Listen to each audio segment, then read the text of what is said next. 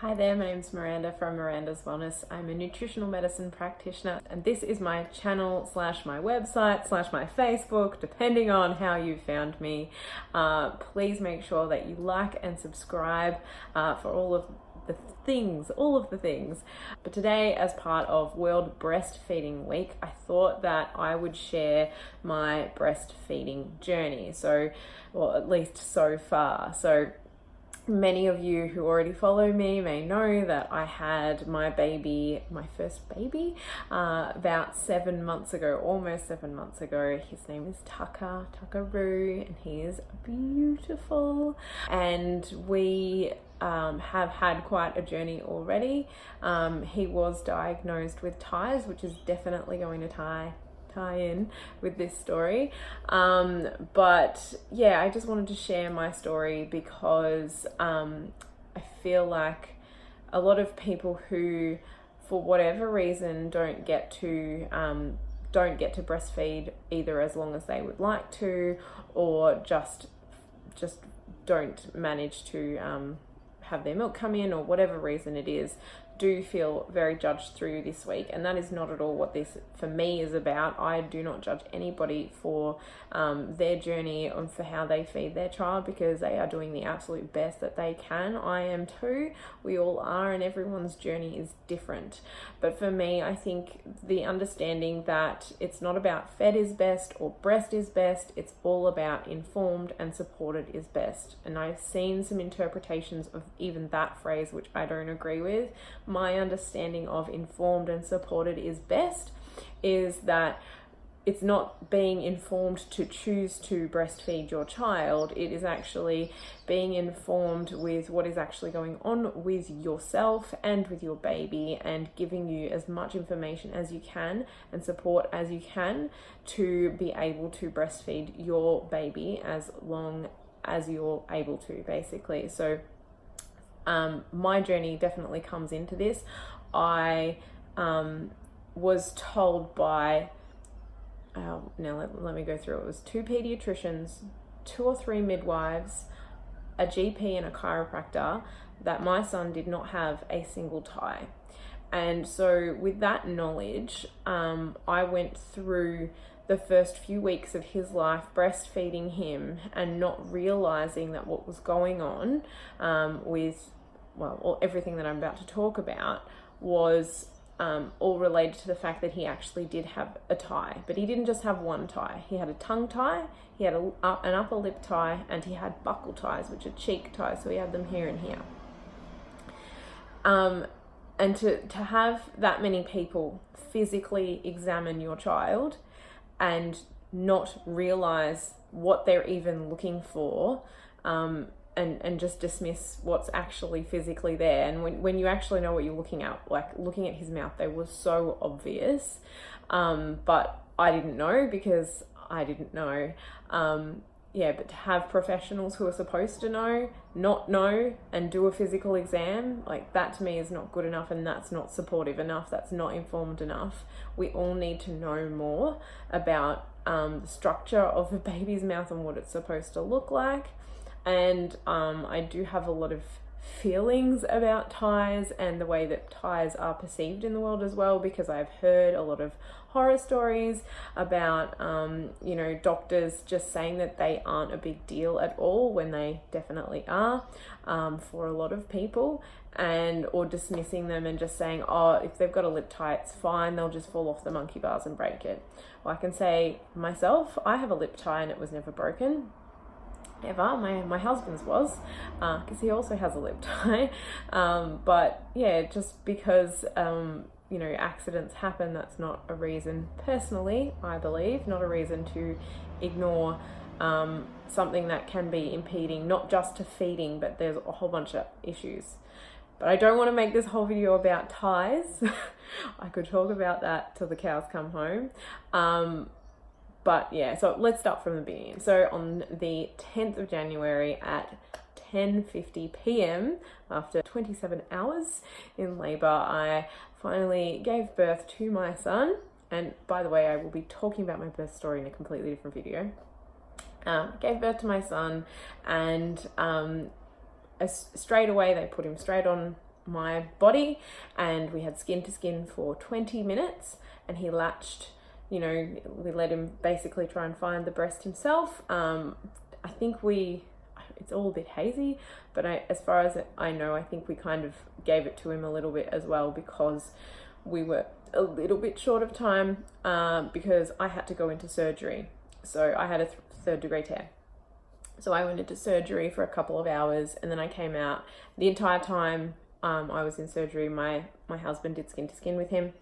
And then when I came out, they put him straight on my chest again, and he had another feed.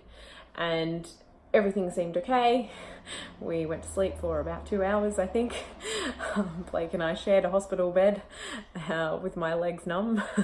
And then we ended up spending 3 days in hospital because of my surgery, which is fine. I actually really, really needed it. Anyway, while I was in the hospital, we were having a few issues, and I was starting to feel anxious and not very confident because I wasn't sure about his latch. And I had that classic thing that a lot of midwives do, where they just come in and they grab your boob and they don't ask you about it. They just grab your boob and they shove his face on it, and they're not really teaching you anything. And then I had some midwives that were awesome and were really good at explaining things and gave me tips like, okay, so this is how you do it, like this is how you allow him to find it and all that sort of thing, and what position you put him in. Make sure you take a photo so that you can remember, because you're probably not going to remember. And just very gentle, lovely things to say. I did have one horrible midwife who she put me in a fluster from like the moment that she came into the room at 8 o'clock in the morning. I had a mask on, and it was my first night in the hospital by myself without my husband.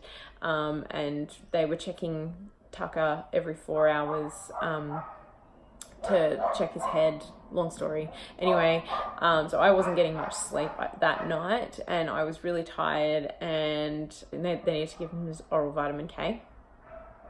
So instead of saying, "Hi Miranda, you know, it's okay, I'm just here to help show you how to do the supplement," or whatever it was, "Okay Miranda," and opened the curtains of my suite and just like yelled basically, and I was like thinking that something was wrong with my baby. So she got me off on the wrong foot to begin with. It was horrible, and I really didn't like her. Anyway, she said a few judgmental comments in that first half hour while I was by myself flustering, and you know, trying to change a pooey baby. Like, it was just a complete fluster. I think he ended up pooing on himself. And anyway, so she was pretty horrible, and she kept coming in, and she was one of those midwives that kept like shoving him on there, and she's just like, "Oh, he's been sucking on his hand too much in the womb. He's learnt how to suck wrong. You need to train him," and was really abrupt about how she was saying these things. And in a way, she was accurate.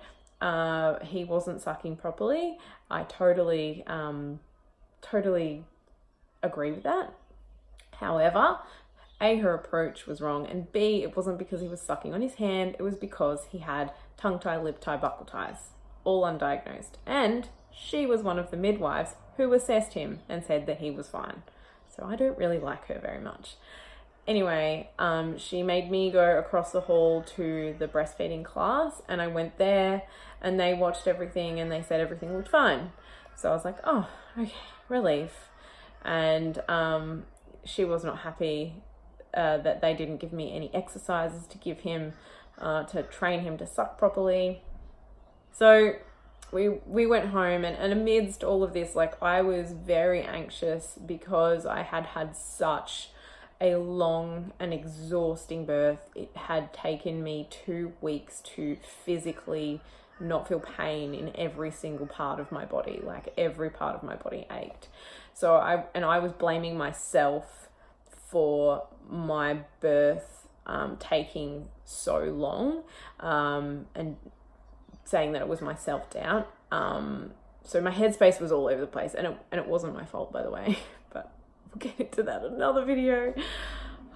So I was a bit anxious about that, and of course then I had the baby blues, as you do when your hormones all change, and was going home on that 3rd or 4th day.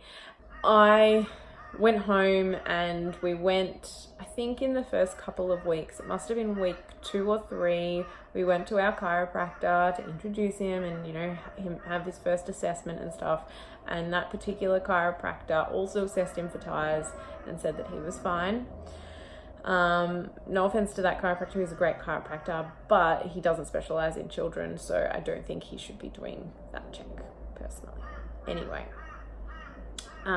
so he assessed him and said he was fine. And at this stage, at about that 3-week mark, like, you have to remember it was this hot, sweaty summer, and you know, you get those weekly midwife check-ins, and we were talking to them, and it's like, you know, because he's feeding for a really long time, and they're like, oh, it's just because it's hot, he might be dehydrated, just keep your water up and just keep feeding him, it's totally normal and it's fine. And that's what I kept getting told.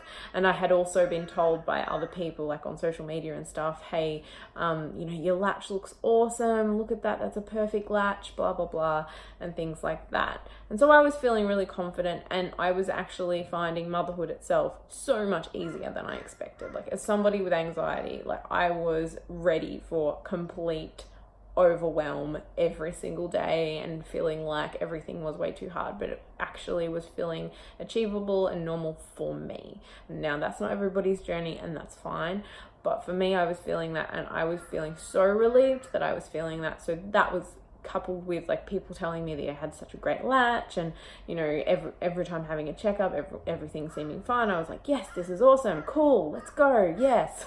And I was feeling proud of us for just existing, basically. But I think it got to about must have been the 3rd week. I had my first day all alone because it was one of my best mates Bucks party, and my husband went to that, and it went all day and for part of the night. So I was alone. I had an absolute shit of a day. Tucker was on me all day long. I was just literally spent a lot of my January in nothing but a pair of underwear on the couch, covered in sweat and baby and breast milk and poo and wee and whatever. Not necessarily poo and wee, but you know what I mean.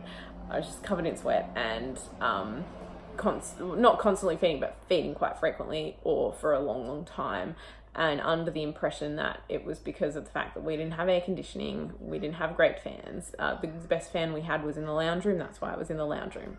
And the ones in the bedroom were horrible, and my baby was sleeping fine, and everything seemed fine. Wayne's seemed fine and everything. Anyway, so I had this whole day by myself. You know, I managed to make myself dinner, which was a lamb steak, and I put it on the couch, and then I had to change the nappy, and I came back and Ziggy ate my steak, and I swear to God, I've never wanted to kill my dog before, but oh my God, I was really upset with my dog. And not because it was necessarily his fault. I'm the one who was silly and left the steak there, but in that moment, I just felt broken. I felt so broken. It was horrible. Anyway, so because I was just so tired, and I'm doing all of this all by myself. And so I started to find that my nipples were starting to be a little bit pained, and it wasn't to the extent that I had heard. So one of the things that I did in order to prepare for breastfeeding was I actually went to a breastfeeding class put on by the Australian Breastfeeding Association, and I'm a member of that association as well because I think they're awesome. So I went to that class just to prepare, and they always talk about cracked nipples, bleeding nipples, and nipple pain, all of that sort of stuff. But the pain that I was experiencing didn't seem that bad, so I just thought maybe it was normal. I'd had a friend who was pregnant around the same time as me, and she was saying how she was preparing her nipples for breastfeeding before the birth of it with, like, I don't know, something rough, and I had never heard that, and I was like, oh, okay, it must hurt. But on the other hand, I had another friend who was like, breastfeeding should not hurt, but I was like, oh, well, it's not painful, like, it just kind of like at the end of the day I need to put an ice pack on it kind of situation, or like if my clothes rub on it, it hurts a little bit, but it's really not that big of a deal. Like, it's not pain, you know, I'm not bleeding. Like, this is the thing, you hear all of these things. I had another friend who told me that she bled for months at a time, and I was like, well, it's not that bad, so obviously what's going on with me isn't that bad. Anyway, I was starting to feel like my supply was going down as well, and I was starting to worry about that. So I had called up the ABA helpline, and they had said to just make sure I'm kicking him off every time. And heaps of people said that to me, just kick him off, make sure you keep kicking him off, and he will learn not to do it, basically, if he wants to be fed. That was not the case for me, can I say. It was also told to, at the end of a feed, pump to help. Anyway, one day I woke up in the morning very early, and I was frantic because he was so upset. I could tell that he was hungry, and I didn't think that I had any milk for him, basically. And I was really starting to panic. I had a friend of mine who had, I've actually never physically met her. We're friends on Instagram, and she's 10 years older than me. Nat, she's amazing. And she had given me her number and said, if there's anything, ever anytime you have any questions, or you just need somebody just about breastfeeding, please call me, text me, whatever. So I had texted her, and she was like, get in the bath and, calm yourself down, blah, blah, blah, because I was quite frantic at this stage and didn't really know what was going on. And so then I did that and managed to feed him in the bath, and he fell asleep in the bath, so I just stayed in the bath with him because I was just like, that'll do as long as he's happy, kind of thing. Called the Queensland Child Health Services that day and booked myself an appointment with a lactation consultant. So we had our appointment, and that was almost at the end of week 4. We were a little bit offside with the lactation consultant as well, because she was very caught up in the numbers on the growth chart. And we had been told by several professionals as well, don't worry, it's just a guideline.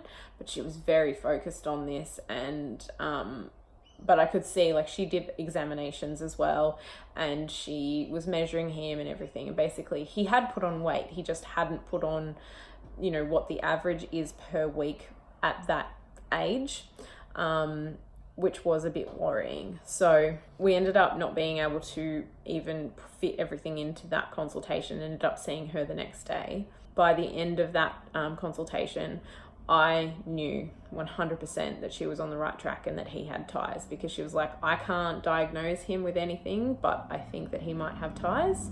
And she told us to go to our GP and get a referral to, get it assessed and all of these things. One of the other things that I forgot to mention was that while all of the feeding issues were happening, I went and saw my naturopath, and she does live blood analysis, and she said that she could see from looking at Tucker's blood that he was iron deficient as well, which was worrying to me because I had really, really, really good iron levels before I got pregnant, and it only took a couple of months for them to absolutely plummet, and they stayed low throughout my whole pregnancy. That's Tucker there. Despite the fact that I was taking iron supplements, and so of course that was a concern. But I think that part of the reason why he was iron deficient was because, not just because I was iron deficient, but also because he wasn't feeding very well. Anyway, so that was on a Thursday, and then on the Saturday, I think it was, or Sunday, my best friend came over and we were talking about all of these things, and she doesn't have any children or anything like that, but she was like, actually, a friend of mine who I knew had gone through the same thing with her 2 kids. I'm sure if you have a chat to her, she's got this dentist that she raves about, I'm sure if you had a chat to her, she'd help you out. So I got onto her on Facebook, and she was amazing and very understanding and supportive and everything. Got me onto enhanced dentistry here in Brisbane, in Milton. I called up on the Monday morning, and they managed to fit us in for a Wednesday appointment, which is very unheard of, but we were very, very blessed and lucky. So someone must have dropped out at the last moment. And part of that was part of that they recommended was that you go and see a manual therapist, whether it's an osteopath or a chiropractor or something like that, before and after the appointment.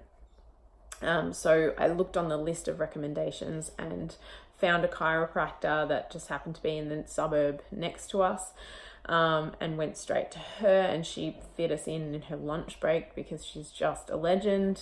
She's seriously one of my favorite people. You can hear my baby crying, daddy daycare.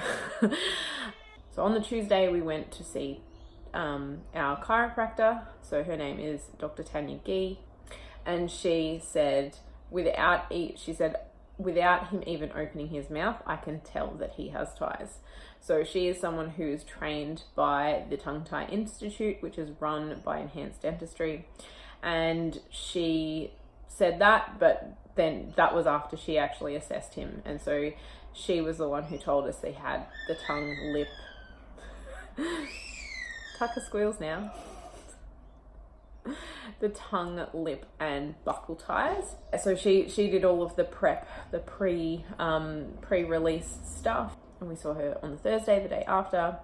And on the Wednesday we got in. It was, I think, a 9 a.m. appointment or 9:30, something like that.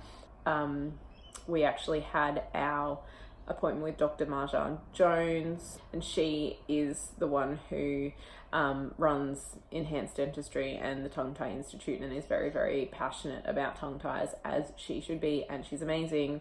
So she was the one who did the release. And so we're also actually seeing the lactation consultant. She is an IBCLC, which is an internationally board certified lactation consultant.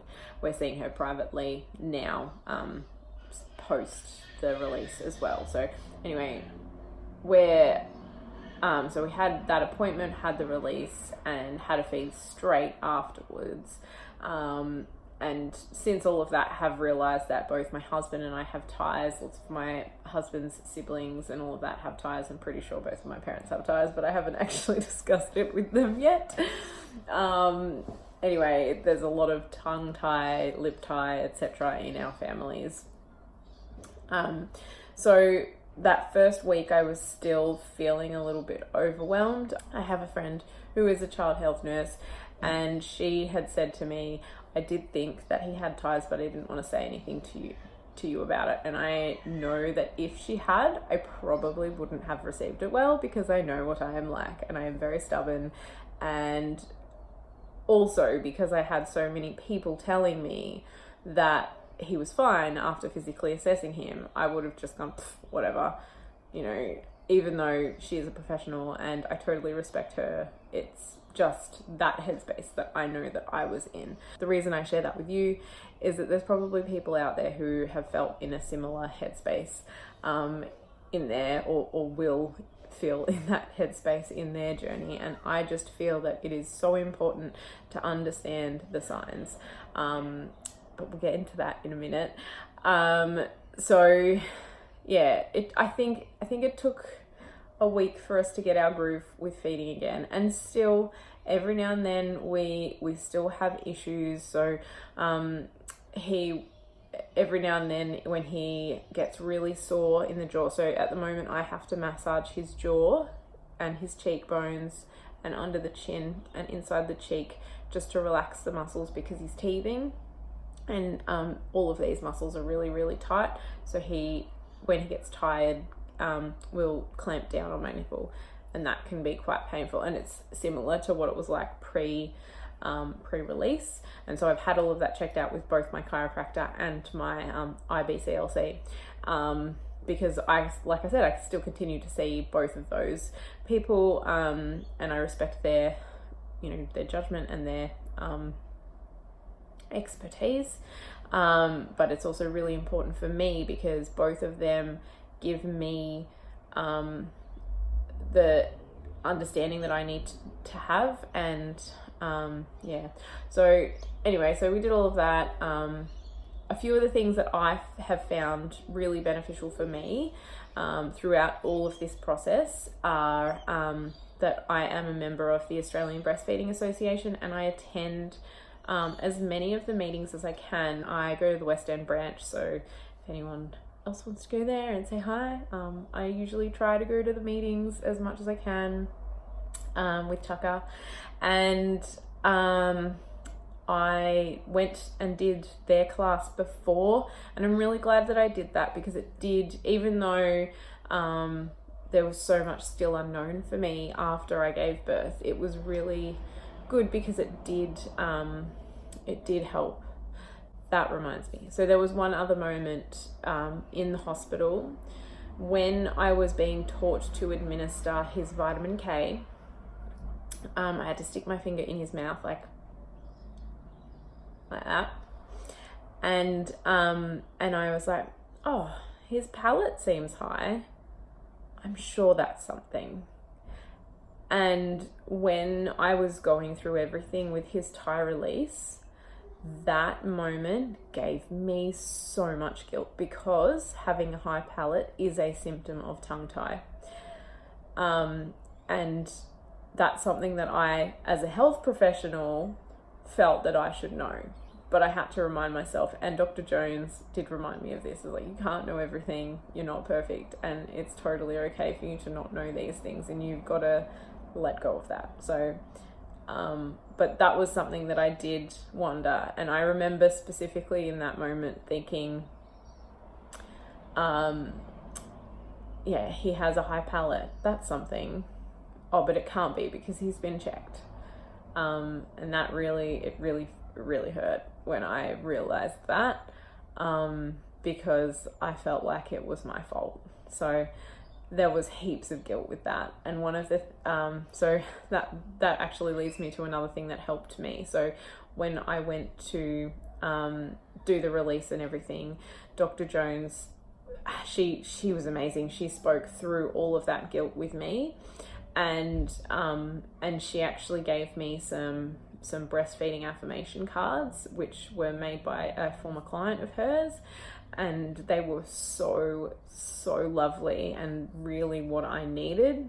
And so when there's moments where, well, it doesn't so much happen now, but in those first few weeks where I was having moments and stressing and worried and feeling overwhelmed, Blake, being the sweet husband that he is, would read through the few that we had and pick the one that he felt that I needed to read the most, and he'd get me to stop and take a deep breath and read that, and that really helped me. So I can't remember the name of them, I'll have to look them up, but I'll put a little picture here of those particular cards, and I would really like to start buying them for people, because they just really helped me. And when you are feeling overwhelmed, and everything with breastfeeding can be so hard, and you doubt yourself, you know, it's one of those things that helped me in the moment. So, you know, that, and my husband, who's amazing. So that was another wonderful thing. Another thing that I did to help with my supply was during that time, right before and about 4 or 5 weeks after the release, I was taking a herbal tonic that was made up for me by my naturopath, and that really helped my supply. And I noticed the difference, because on stressful days where I was out of the house or whatever and didn't get to take my 2 doses a day, I noticed the difference. Didn't really matter about my stress levels, how much sleep I was getting, or the food. Even if some of that was lacking, if I had my herbal supplement, I was fine. But on those days, if I missed some of my tonic, and I was eating really well and keeping hydrated, and I wasn't feeling stressed and all of these other things, if I didn't have my herbal tonic, my supply would go down, and my supply is great now. So that's another thing to remember is, go and see a naturopath if you are having supply issues, whether it's tie related or not. And the herbs are really powerful. Seeing an IBCLC, so internationally board certified lactation consultant, really helpful. But also my chiropractor, oh my god, I love her so much. So I know I talk about her a lot. This isn't even the half of what I talk about her in real life. So her name is Dr. Tanya Gee. She is amazing. She's a chiropractor. She studied at RMIT University in Bundoora, which is where actually my dad studied. She has done the pediatric chiropractic equivalent in America and is currently doing the Australian equivalent, although the term pediatric chiropractor is not a legal term in Australia. She's still certified in that. So it's basically, her specialty is pediatric chiropractic. She herself has been adjusted her entire life since she was a baby. So chiropractic is, you know, a big thing. I myself, I've been adjusted since I was about 4 or 6 or something. I don't know, my Uncle Ken will have to tell me, but he was the one who first adjusted me. A chiropractic, like I said, my dad's a chiropractor, so chiropractic has been a huge part of my life. And yeah, having her specifically to touch base with, especially in those first few weeks after the release, we saw her weekly. If we needed to see her more often, like, she definitely encouraged us to come in and see her within the 24 hours of something being a worry. And she's so full of knowledge. She helped us improve his tummy time, which is a thing about the tongue ties, that they can be not so great with tummy time. And yeah, she just really helped with a lot of things. And I just having her to touch base and to, you know, reaffirm that I'm doing okay and everything. She was such a crucial step in everything. So highly 100%, I just recommend her so much. Seeing a chiropractor generally, really good, but seeing her, Tanya, amazing, love her so much. So those were probably the most important things for me, I think, and my journey. But also just understanding that getting that second opinion is really, really important. And not all professionals are trained the same. Not every, you know, practitioner can know everything. And, you know, it just keeps going back to that understanding of that principle. And that's something that I know. I don't know everything. I know a lot of stuff and I can help you with heaps of stuff, but I don't know everything. So just I'm not angry at any of the professionals that looked over Tucker and said that he was clear. I'm angry at the system that they're in that has enabled them to do that, because they don't know what they can't, they can't know what they don't know. And what they don't know is that they don't know what they're bloody looking for. Whoever trained them doesn't know, and that's the problem with all of that. But this is what I keep going back to when I say informed and supported is best, because they aren't informed, and how are they supposed to inform you if they don't know, right? So adequate support for mothers breastfeeding is not there, and that is what makes me so upset and so angry. I do my best to support everyone as much as possible, and I am now the person who will say, hey, you know, I think you should get your baby checked for ties, because of my own experience. And I don't do it to say, oh, your child is deformed or there's something wrong with them or whatever. Like, hello, my kid had like more ties than most kids, but I've managed to help at least one of my friends and their kid with their ties, and it has made a huge difference that I spoke up. And so now I try very hard to be brave and say that to any person who speaks to me about their issues, if they haven't already, to get checked for ties, because ties are something that affect not just feeding, like not just breastfeeding, not just getting that whole failure to thrive diagnosis and breastfeeding issues, but later in life there can be a lot of issues. But I need to keep it short, so I will make a tongue tie video if that is something that you would like to watch, and I will just talk about all the things that I know about tongue ties and cheek ties and lip ties, because that's what my son has, and I have a couple of ties as well. So I'm happy to talk about that in another video, but I don't want to go into it too much, because like I said, I can talk about it till the cows come home. So now, 7 months on, so like just under 6 months after the ties were released. So they were released when he was 5 weeks and 6 days. So yeah, about almost 6 months after that. Now we feed quite well. I'm still working on positions. I did get to a stage where I could only feed him in one position, which is the position that I was taught by that IBCLC post-tie release. And for a while I could only feed him in that position, because I used to be able to feed him like lying down and stuff, and I struggled we have worked towards being able to do that now, so which is great because he feeds very frequently throughout the night. He's a very hungry growing boy. But yeah, so I lie down to feed him now when I can, or when I need to, and that is really helpful. I have a few other positions to work through, but I haven't had a chance to work through the paperwork that she sent me last week. But yeah, so things with all of that are going really well.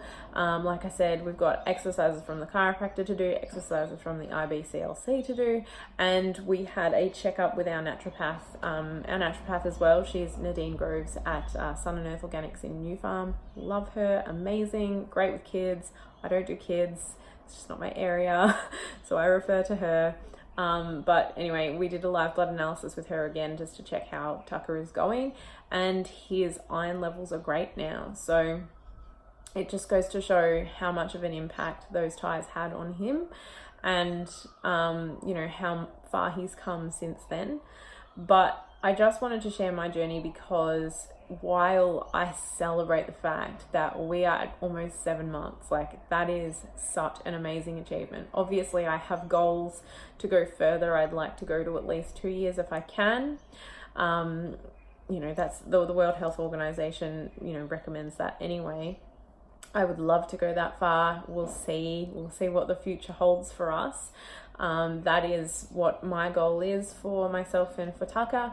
And you know, I think we're going really, really well, but it has been really tough. And, you know, I don't have a parent that lives nearby, or a sibling that lives nearby, or even in-laws that live nearby that I'm able to, you know, get help from. I have a couple of friends, and I do, you know, I'm texting them and on social media, talking to them a lot.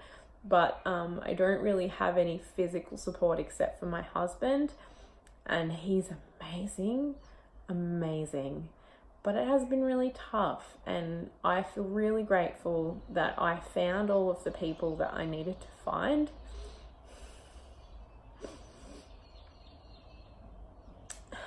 So that I could still breastfeed, because I was really worried for a while there that I wouldn't be able to.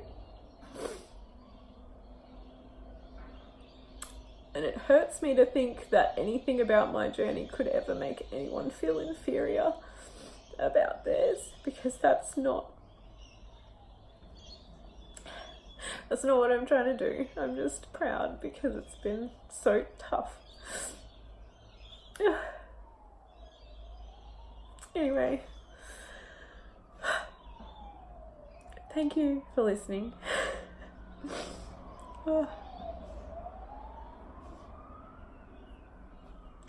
All right. Anyway, thank you for listening. I hope that was helpful to somebody. If you are having any issues, or if you do have any issues with breastfeeding, you are more than welcome to message me. I will do the very best that I can to reply to you and send you any resources that I know of that I haven't already mentioned in this video. But I really do urge you, if you are having trouble feeding, if you're getting even the mildest nipple pain, anything like that, you're worried about supply, please make sure that you go and talk to a pediatric dentist, because if it's not ties and you get it checked, at least you got it checked by somebody who actually knows what they're looking for. I am a big believer in going to experts for, you know, whatever is going on, and seeking second opinions. And in my experience, so like I said, that was 2 pediatricians, it was 2 or 3 midwives, a GP and a chiropractor. All of them checked his mouth. All of them checked Tuck's mouth. None of them said that he had ties, and he had ties. So it wasn't until we saw a lactation consultant through Queensland Child Health Services that we actually found somebody who hinted at it, and she didn't even specifically say it. And I do know there are some people who say that ties don't have to be released, or that snipping is better than laser. It's a whole nother debate for another day, but all I will say from my experience is that it is really important that you get a second opinion, you get an opinion from an expert, and if it's not TIES, at least you know. At least you know, and you can look at other things as well. But from my experience, I'm so glad that I did, because it made such a huge difference for our journey breastfeeding. So I really, really recommend that you do that. Anyway, I'm really excited that it's World Breastfeeding Week, and I'm really grateful for you for watching this. I hope that it helps someone, even if it's just one person. I really hope that it helps you. And, you know, I hope you can understand that, you know, breastfeeding, it can be quite a tough journey. It's not an easy thing, but just because it's tough doesn't mean it's not worth pursuing. You're not creating a rod for your own back by actually pushing through this. If it is something that you want, there are resources out there for you. But at the same time, if you are the sort of person who can't breastfeed, it doesn't mean anything bad about who you are or your resolve or anything. It's just part of your journey, unfortunately. And I am definitely somebody who believes that if you are that person who breastfed for a couple of weeks or a couple of days but then resorted to formula, you still breastfed. If all you managed to do was to express and give that to your baby, you're still breastfeeding. And if all you managed to do was express colostrum and feed that to your baby even once, you're still a breastfeeder, even if it doesn't feel like it. And it doesn't really matter, because you are doing the absolute best that you possibly can do for your baby, and that is all that they need. So I hope that you, no matter where you are in the breastfeeding spectrum that there is, I hope that you are feeling confident about the fact that you are the best mum that you possibly can be. And that also goes out to intersex people as well. I'm not too sure on the terminology, so I'm not going to even bother trying to butcher that. But I know that there are intersex and transgender people who breastfeed and have different terminology for it, and I think that that's great. I'm very supportive of all of that. So as you can tell, supportive of all the things.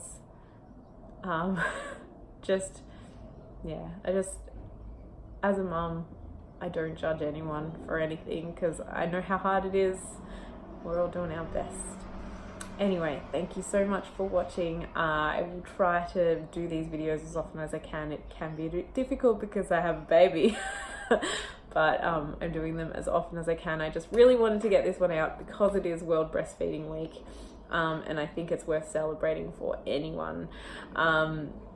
Thank you for watching. Like, subscribe, etc. Check out my website, mirandaswellness.com.au, and I will talk to you soon. Thank you so much. Bye.